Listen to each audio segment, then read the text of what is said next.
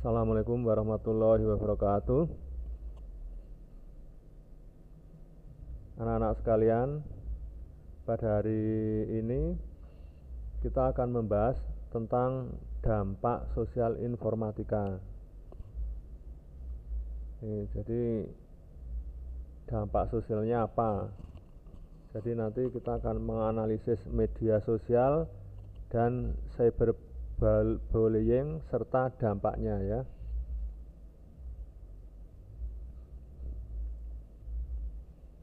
Nah, sebelumnya anak-anak, kalian perhatikan baik-baik video ini sampai selesai, karena nanti di akhir video akan ada soalnya ya, akan ada soal yang dalam menjawab soal itu nanti kalian memakai materi yang ada di video ini.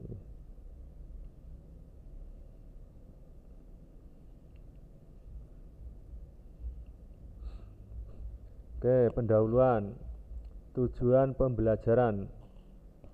Setelah mempelajari bab ini, kalian diharapkan mampu menjelaskan kegunaan media sosial serta dampak positif dan negatifnya, menjelaskan cyberbullying dan jenis-jenisnya, mengkaji kritis informasi atau berita dari media online ya, dikaji itu benar apa tidak itu gitu ya, menyimpulkan apakah berita tersebut merupakan berita bohong atau bukan, dan mengkaji kritis kasus rundungan untuk mengantisipasinya. Nah, ini sebagai pertanyaan pematik ya. Beberapa dari kalian memiliki akun media sosial ya, pasti ini karena sudah punya HP. Apa manfaat media sosial bagi kalian? Nah, apa manfaatnya? Bisa ada yang menjawab? Oke. Ya bisa ya. Misalnya untuk berinteraksi, berkomunikasi boleh, membaca berita boleh. Nah, adakah dampak negatif penggunaan media sosial? Ya tentunya ada ya. Misalnya adanya penipuan karena medsos, ya terpengaruh berita-berita bohong dan lain sebagainya. Media sosial, definisi dan karakteristiknya. Nah, media sosial itu adalah platform pembagian konten interaktif yang memungkinkan pengguna untuk berkreasi dan berkomunikasi. Ya, ini platform ya, wadah pembagian konten interaktif sebagai wadah untuk berkreasi dan berkomunikasi. Nah, berkreasi misalnya kalian membuat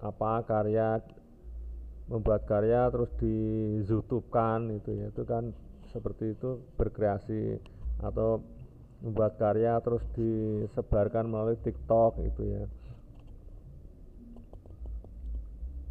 dan berkomunikasi misalnya dengan WhatsApp dan lain sebagainya. Fitur utamanya meliputi interaksi aktif itu ya bisa saling berkomunikasi ya lewat jarak jauh itu, misalnya dengan WA saling balas membalas ya, dengan video conference itu, pembuatan konten oleh pengguna dan jaringan sosial. Klasifikasi medsos.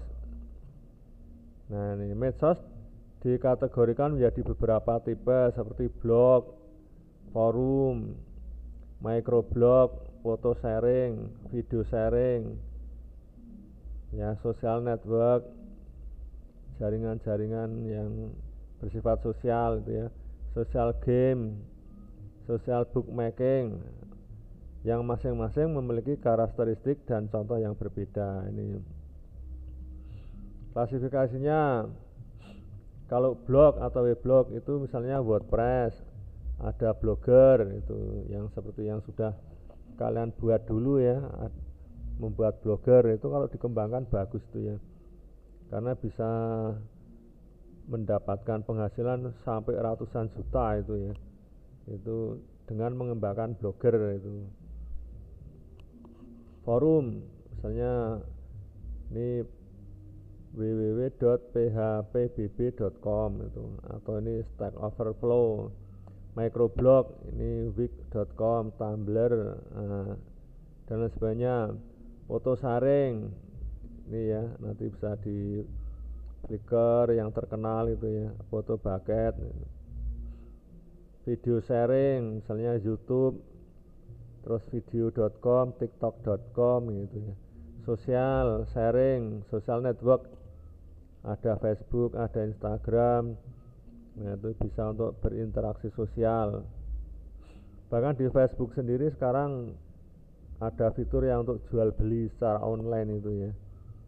Nah, social gaming, misalnya ini yang senang dengan game itu ya. Social bookmaking, Twitter, Pinterest.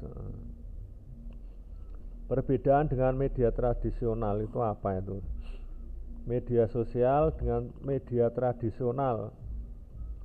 Nah, kalau media sosial itu memungkinkan interaksi dua arah antara pengguna, sedangkan media tradisional bersifat satu arah. Hanya satu arah saja ya. Misalnya kalau media tradisional itu contohnya apa? Ya seperti radio itu ya. Radio itu kita hanya bisa mendengarkan, tapi kita tidak bisa ikut berkomunikasi dengan pihak penyiar radio itu, kecuali memakai telepon kalau sekarang berkomunikasinya. Tapi secara intinya kan radio itu, dengan adanya radio yang tradisional kita hanya mendengar, misalnya mendengar lagu-lagu, mendengarkan cerita apa gitu ya. Nah itu mendengarkan apa, berita-berita apa itu dari radio. Atau kalau dari televisi, misalnya televisi itu juga bersifat tradisional.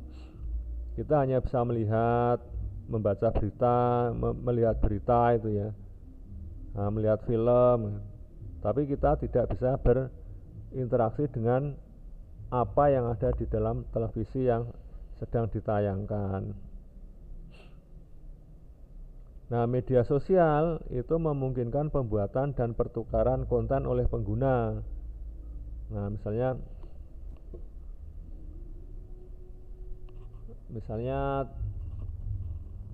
WA, kita dengan WA bisa saling tukar menukar konten video misalnya, atau konten gambar, itu bisa. Nah, berbeda dengan media tradisional yang mengandalkan penyampaian informasi dari satu sumber ke banyak penerima. Itu kalau tradisional. Dua, dampak media sosial. Media sosial saat ini memiliki pengaruh yang besar pada budaya masyarakat. Riset pada tahun 2015 menunjukkan bahwa media sosial digunakan selama rata-rata 5 jam per hari oleh penggunanya. Nah, kalau kalian paling ya nonton TikTok ya, nonton game, nah itu yang sampai 5 jam per hari itu. Padahal waktu siang hari itu hanya 12 jam, yang 6 jam, 7 jam rata-rata digunakan untuk kegiatan sekolah. Nah, 5 jam sisanya hanya untuk main HP, itu kan tidak produktif ya toh. Nah, enggak produktif. Hal ini mungkin disebabkan oleh makin banyak pengguna ponsel pintar ini rata-rata ini. Dampak positif media sosial diantaranya sebagai berikut. 1. Kedekatan sosial antar penggunanya, ini dampak positifnya ya. Nah, karena kita bisa saling berkomunikasi menggunakan media HP itu ya, dengan media sosial misalnya Facebook, WhatsApp itu ya. Nah, kita jadi merasa dekat dengan yang kita ajak berkomunikasi.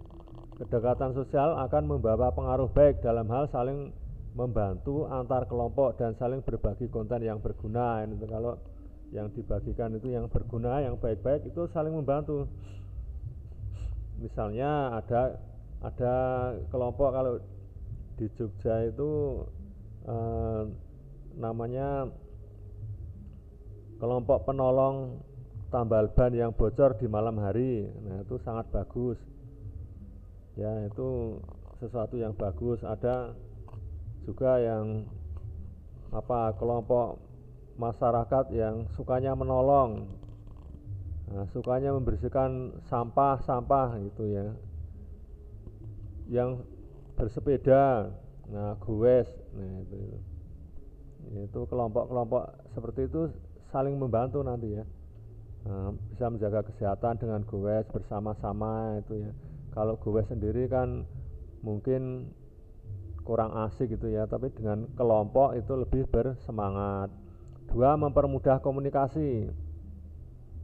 Nah, dengan medsos dapat membantu mempermudah komunikasi, sehingga sampai-sampai ada perusahaan besar, menengah, kecil atau mikro dapat memanfaatkannya untuk pemasaran produk ke pelanggan. Ya, itu adanya Facebook misalnya untuk menjual barang-barang yang dia jual itu ya. Atau pemerintah dapat memanfaatkan untuk memperbaiki layanan ke masyarakat, misalnya ada SIM keliling. Nah, itu bisa disebarkan lewat media sosial. Ada pasar murah, disebarkan lewat media sosial, itu cepat tersampaikan. Yang ketiga, proses rekrutmen karyawan.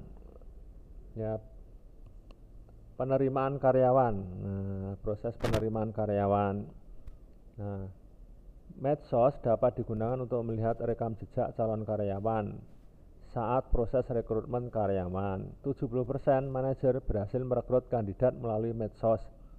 Ya, karena dengan medsos itu kan bisa dilacak latar belakangnya juga ya, latar belakang nanti calon karyawan itu bisa dilacak. Ada negatifnya apa tidak, positifnya apa, itu bisa dilihat dari situ, dari medsos itu ya. Yang keempat, penegakan hukum dan investigasi.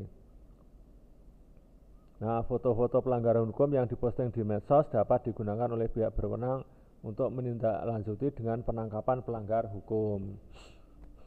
Banyak, misalnya ada orang mencuri besi yang digunakan untuk menutup itu lubang, gorong-gorong lubang di jalan itu ya, lubang persapan air di jalan. Itu ada yang mencuri, kemudian di situ ada orang yang tidak sengaja memvideo dari jarak jauh, terus diposting di media sosialnya.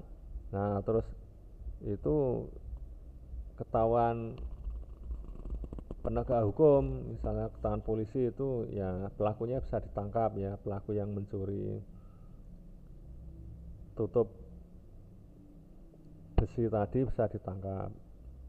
5, media sosial memiliki platform yang dapat diisi dengan game, feedback atau umpan balik, review, ulasan, dan program lain yang berhubungan dengan aktivitas online. Platform ini memunculkan pertumbuhan aplikasi baru yang menambah lapangan pekerjaan. Nah, yaitu terutama YouTuber itu ya, YouTuber, TikToker. Nah, itu kalau ingin jadi TikToker yang profesional, YouTuber yang profesional, itu harus ada tim gitu.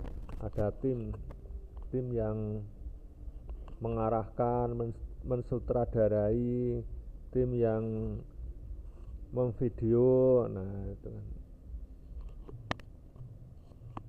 itu bisa menambah lapangan pekerjaan ya.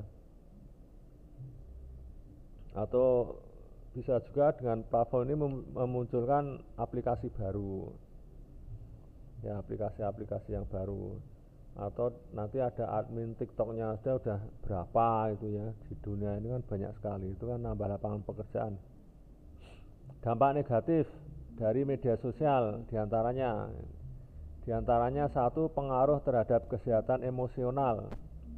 Nah ini sisi negatifnya itu, jadi banyak anak-anak itu ya kalau tidak main HP terus marah-marah itu ya, apalagi anak-anak yang masih kecil menangis, ngamuk kalau HP-nya diminta. Nah itu dampak negatif. Emosi kesehatannya terganggu karena penggunaan medsos. Terus dampak yang kedua, berita bohong atau berita palsu dan ujaran kebencian, hate speech ya, hate speech. Nah, medsos memungkinkan penggunanya untuk menggugah berita yang mungkin tidak benar atau palsu. Nah, dan berita-berita palsu itu kadang-kadang bisa membuat orang itu termakan berita palsu sehingga terfitnah, misalnya akhirnya terfitnah dengan berita palsu, akhirnya terjadi saling benci membenci, itu juga bisa ya. Berita palsu itu berita palsu, tapi kalau berita itu bohong, tidak palsu, berita itu benar dan itu bisa dibuktikan dengan teknologi modern bahwa itu benar, ya itu berarti itu tidak akan memberikan ujaran kebencian yang tidak termasuk itu, karena itu berita yang benar tapi bisa dibuktikan dan bisa dibuktikan dengan teknologi yang ada. Yang ketiga, pencurian data. Nah ini data profil dan aktivitas pengguna saat mengakses media sosial selalu terekam di server medsos. Nah ini rawan untuk, karena terekam di server ini rawan untuk dicuri datanya. Nah maka kita kalau mengupload data ya, menggugah data itu harus hati-hati. Misalnya menggugah data KTP, kita foto KTP ya bersama kita, terus nanti kita gugah, ini KTP bisa disalahgunakan karena KTP itu kan ada nomor NIK ya, itu bisa disalahgunakan untuk apa, membeli kartu operator. Nah dari kartu operator bisa disalahgunakan untuk berbuat negatif, misalnya untuk menipu. Nah itu nanti kalau dilacak data kita yang kena, itu hati-hati. Apalagi KTP itu nanti di cropping, nah itu disandingkan dengan orang yang akan berbuat jahat itu bisa digunakan untuk meminjam pinjol ya, misalnya pinjaman online. Nah nanti yang kena tagih yang nama di KTP itu ya. Nah itu hati-hati. KTP ya jangan mudah untuk dipinjamkan ke orang lain, karena begitu dipegang orang lain nanti dipoto. Nah itu sudah bisa digunakan untuk berbuat jahat zaman sekarang ini ya. Cyberbullying.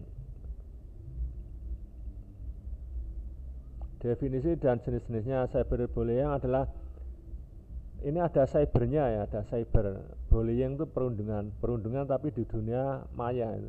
Adalah tindakan mengintimidasi atau melecehkan seseorang melalui platform online.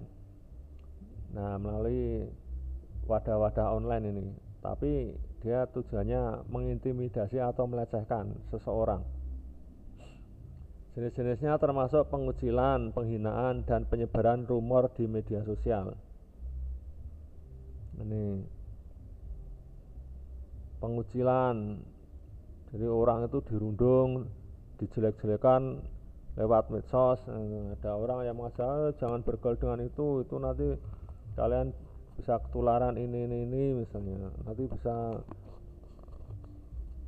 terpengaruh ini ya misalnya, padahal yang dirundung itu tidak melakukan hal yang jelek gitu ya. Itu namanya pengucilan, menghina lewat medsos, menghina tentang tubuhnya, tentang keadaan badannya, tentang apa dina disebar-sebarkan lewat medsos. Wah itu kan nggak boleh itu ya. Itu namanya cyberbullying karena pakai medsos itu. Dampak positif dan negatif. Nah, cyberbullying itu kalau dampak positifnya termasuk meningkatkan kesadaran tentang perilaku daring. Nah, itu dampak positif supaya tidak melakukan cyberbullying ya. Nah, itu sadar bahwa cyberbullying itu tidak baik, maka dia tidak melakukan cyberbullying. Namun yang banyak itu dampak negatifnya mencakup masalah kesehatan mental seperti depresi dan kecemasan bagi korban. Itu bisa dilihat nih ya. Dari foto ini seolah-olah menggambarkan seseorang itu sedang takut ya, takut atau depresi ya, bahaya itu. Kalau sudah depresi mau kemana-mana itu nanti takut ya, ketemu orang takut, terus nanti wah bahaya itu, orang depresi bahaya. Mungkin ada bisian-bisian yang akhirnya orang itu bisa sampai apa mengorbankan diri sendiri itu karena depresi itu. Dulu bapak itu pernah lihat itu ya, karena depresi ya sudah dewasa, cari pekerjaan sulit ya,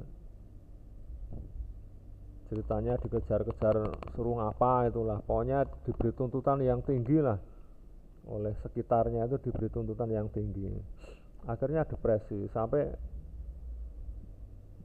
melukai perutnya pakai gunting gitu ya, itu ada yang seperti itu karena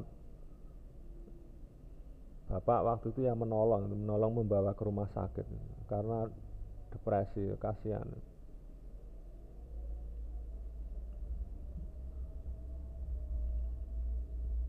Strategi menghadapi cyberbullying. Strategi untuk menghadapi cyberbullying meliputi mencatat semua bukti. Ya, karena ini kan lewat medsos, misalnya lewat WA itu kan tercatat.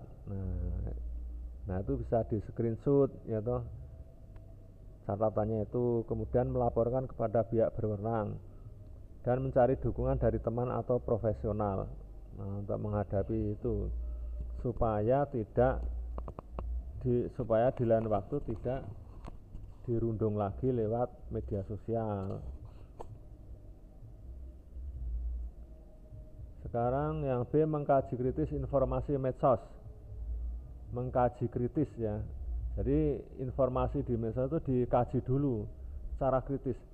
Salah satu hal yang paling banyak dilakukan pengguna di medsos ialah berbagi dan meneruskan informasi yang berharga dan menghibur bagi orang lain. Nah kadang-kadang dalam memberikan informasi walaupun menghibur itu kadang-kadang ya ada bohongnya juga, yaitu ada kalau Jawanya itu keladuk ya. Nah itu jadi inginnya baik tapi malah menjelekkan gitu, atau sedikit menghina orang lain, itu kan nggak boleh. Cara untuk mengetahui berita bohong atau informasi palsu: 1. Mengembangkan pemikiran kritis. Misalnya pikirkan mengapa cerita ini ditulis gitu ya. Mengapa cerita ini ditulis? Apakah untuk meyakinkan tentang sudut pandang tertentu? Apakah akan berujung ke pengiriman uang? Apakah saya menjadi terpengaruh dan terpicu untuk melakukan sesuatu? Nah itu. Jadi kalau membaca berita nanti dipikir, wah ini dapat bonus, misalnya kalau mau mengikuti undian ini akan bisa mendapatkan bonus sekian misalnya. Kalau yang youtuber itu namanya apa, yang gift itu ya, pemberian yang apa, kalau mau like nanti akan diberikan semacam voucher gift atau apa itu ya. Nah, yang nanti akan dapat hadiah, misalnya dapat hadiah motor, yang penting mau subscribe mau dapat hadiah motor. Nah, itu apalagi subscribe-nya itu nanti mau mendaftar seharga 50.000. Nah misalnya, nah itu kan berujung ke pengiriman uang. Berarti kalau berujung ke pengiriman uang, biasanya itu adalah berita yang bohong gitu ya. Memeriksa sumber informasi bisa di cross check dengan media yang lain ya. Nah, dengan sumber yang lain informasi benar apa tidak. Melakukan check and recheck dari liputan lain. Nah ini ya, cek validitas gambar. Validitas itu ya keaslian gambar itu benar apa enggak, apalagi zaman sekarang ini ya, zaman yang sangat canggih sekali. Itu dengan adanya cropping gambar, yaitu foto wajah orang lain ditempeli foto wajahnya seseorang, nah, terus diaku bahwa itu adalah foto wajahnya seseorang itu. Nah, untuk mendeteksi validitas gambar dapat digunakan tool seperti Google Image Search untuk memeriksa dari mana gambar berasal dan apakah itu telah diubah. Itu pakai ini http://image.google.com. Nah, itu kesimpulan. Nah, sebagai kesimpulan, analisis dampak sosial dari media baik positif maupun negatif, serta pentingnya memahami dan mengatasi cyberbullying untuk menciptakan lingkungan online yang aman. Nah, ini jadi kita menganalisis dampak medsos itu tujuannya adalah menciptakan lingkungan online yang aman. Kalau di negara maju, di negara maju yang rata-rata masyarakatnya sudah sebagian besar itu sudah mahasiswa, sudah sarjana. Nah, mereka itu memposting itu sangat hati-hati. Biasanya mereka memposting itu yang positif-positif. Yang positif-positif itu misalnya tentang tip-tip menjaga kesehatan ya, tip-tip berolahraga ya, dan lain sebagainya. Atau misalnya pengetahuan-pengetahuan praktis ya, tentang merawat rumah, merawat tanaman, tentang apa, nah itu yang diposting ya, yang bermanfaat. Cara menservis sepeda motor sendiri, nah misalnya itu rata-rata yang seperti itu ya. Nah, beda dengan negara yang berkembang, negara yang masyarakatnya masih belum maju itu, yang diposting kadang-kadang joget-joget gitu. Joget-joget itu kan tidak produktif itu ya. Joget-joget apa-apa itu ya, kelakuan yang agak nyeleneh itu. Nah, itu kan tidak produktif. Nah, kalau yang produktif itu misalnya resep memasak itu di YouTube kan, terus di online kan, itu membuat orang lain yang menonton itu bisa produktif itu ya. Atau resep apa, membuat baju ya, menanam tanaman yang bagus, memelihara hewan, memelihara ternak dan lain sebagainya, itu yang produktif. Nah, saya kira sekian ya. Terima kasih atas perhatiannya. Bapak akhiri, assalamualaikum warahmatullahi wabarakatuh. Nah, anak-anak, untuk link soal dampak sosial informatikanya adalah ini ya, bit.lz/3e O717IV6 3EO7IV6 atau barcode ini ya. Silahkan nanti pakai HP dimasukkan dengan barcode di Google, itu nanti akan masuk ke link. Nah, semua wajib menjawab ya. Terima kasih. Assalamualaikum warahmatullahi wabarakatuh.